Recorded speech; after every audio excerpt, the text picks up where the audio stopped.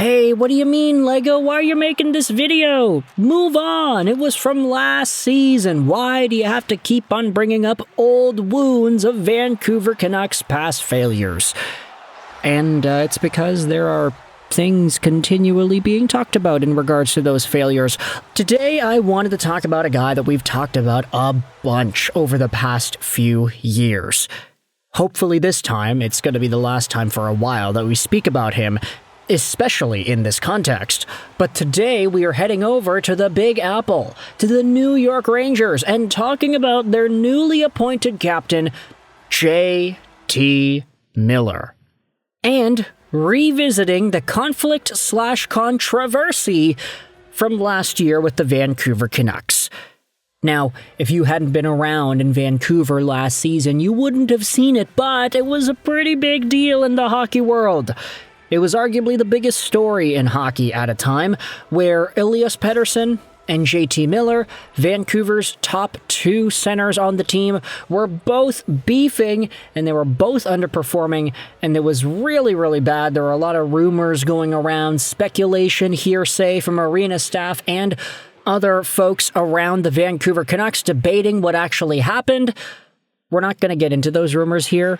There are people going out there and talking about it, available online if you wanted to dive into that yourself, but essentially it didn't work out. There was beef, and then Miller got shipped out after taking a leave of absence. Rumor has it that apparently Miller might have been the problem, which is why Vancouver Canucks executives like Alvin and Rutherford, especially Jim Rutherford, continuously talk about, oh, it was a trade that we were forced to make. It was a trade that we had to make. We had no choice. We didn't want to do it, but we had to. That's kind of the way Jim Rutherford talks about it. It's very clear that Vancouver management liked J.T. Miller, but they had to trade him. They had no choice. What does that mean? Does that validate all the rumors that were going around? You can think about that on your own time and judge for yourself. But now Miller is in New York, and now Miller is the captain of the team. Not Vinny Trocheck, not Mika Zibanejad, not Artemi Panarin, and not Adam Fox. It is J.T. Miller, who had only been reacquired, I should say, on that squad for a few months. Take a look at this tweet posted out there by Molly Walker that asks Mike Sullivan about the drama from last year. Asked if he's had conversations with J.T. Miller about what happened in Vancouver last season, New York Rangers head coach Mike Sullivan says yes. When Chris Drury and I both talked to him about leadership and being the captain of the team, that was a part of the conversation. I think JT has really matured over the course of his career. When you go through challenges like that, I think that's when people learn the most. I think JT has really taken the right approach to his career, both on the ice and off the ice. The type of teammate that he is, I think sometimes those guys tend to be misunderstood. Miller is a fierce competitor. He tends to wear his emotions right in his sleeve. His intentions are in the right place. He wants to win in the worst way, and we love that about him. We don't want that aspect of his personality to change. We want him to be himself. And I'll open up this conversation of responses by talking about this element. It's a response on Reddit by Oh the Ball Sue. Miller being the captain in New York will go well for a while. I can see him having issues with some guys on the team eventually, though. His leadership style just doesn't work with everyone. I don't think it was only a Pettersson thing. I think having Trocheck there is going to help. He has a lot of experience dealing with JT when he gets too intense. And then another reply says, wouldn't it have been easier to just name Trocheck the captain if he's going to spend all season calming the Captain Miller down? LOL. Another reply says that Drury and Sullivan want JT Miller's intensity. Then you have Trocheck, Bread, Zibanejad, and Fox as balance. JT is also signed long-term with a no-move clause. So you name a nutjob captain because there's 4 other players to balance him out? Come on, man. And here's the thing as well. I think it's a fair argument to say that Miller's personality, the attitude he has on the ice, the fire that burns in Miller, it's a really strong fire. And I can understand the argument that says, oh yeah, the Rangers want all of their players to have that same fire. It makes sense in theory, right? The only problem is JT hasn't really been good at keeping that fire under control the past few years in both directions, the positive and the negative. When things are good, oh, they're so good. JT is scoring 4 points a game. His team is winning games cleanly, he's back-checking, he's winning battles, and he's the most supportive guy out there. He's fist-bumping guys, he's bumping guys' shoulders, there's a good camaraderie.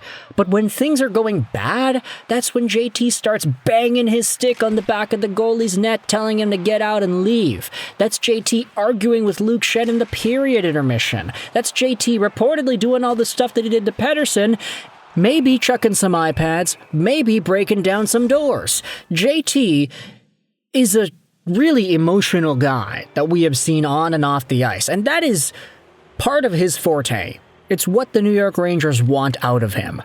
But I just question, when the Rangers go through any sort of a slump, or when JT stops being the 100-point player that he can be, because he hasn't consistently been that throughout his time in Vancouver, I wonder where things are going to go with the Rangers at that point.